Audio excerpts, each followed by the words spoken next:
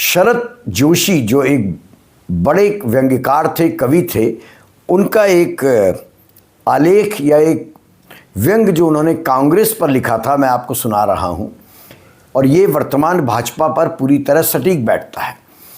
शरद जोशी अद्भुत व्यंग्यकार थे। 1977 में जब इंदिरा गांधी जी को सत्ता से हटाकर जनता पार्टी शासन में आई थी, केंद्र की सत्ता में आई थी, तब उन्होंने ये व्यंग्य लिखा था। उसका कुछ अंश मैं आपको पढ़ के सुनाता हूँ। शरद जोशी लिखते हैं, कांग्रेस को राज करते 30 साल बीत गए, कुछ कहते हैं 300 साल बीत गए, गलत है, सिर्फ 30 साल बीते।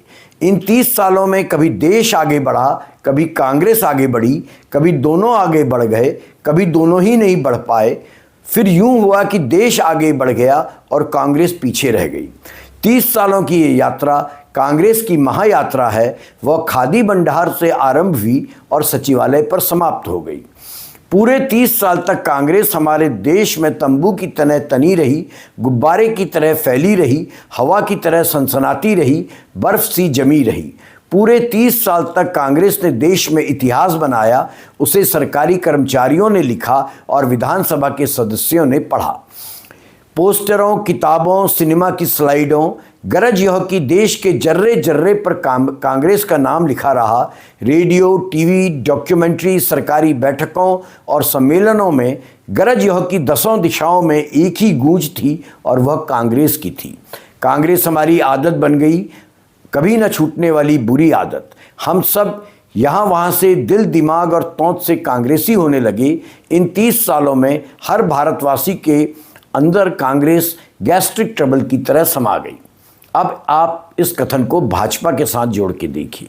2014 के बाद वर्चुअली यही स्थिति है कि पूरे देश में बीजेपी, भारतीय जनता पार्टी, और भारतीय जनता पार्टी में भी विशेषकर प्रधानमंत्री नरेंद्र मोदी जी गैस्ट्रिक ट्रबल की तरह आम आदमी के भीतर समा गए हैं। इस समाने का एक बड़ा नुकसान हुआ है व्यक्ति पूजा। प्रधानमंत्री की वर्चुअली इस देश में पूजा की जाती है उनके द्वारा, जिनको एक बड़ा वर्ग, बुद्धिजीवियों का वर्ग, अंधभक्त कहकर पुकारता है। राष्ट्रीय स्वयंसेवक संघ लेकिन इस खतरे को समझ रहा है। उसको समझ में आने लगा है कि व्यक्ति पूजा कितनी घातक हो सकती है और यही कारण है कि भारतीय जनता पार्टी इस समय अपना नया अध्यक्ष तक नहीं चुन पा रही है, क्योंकि संघ अड़ गया है।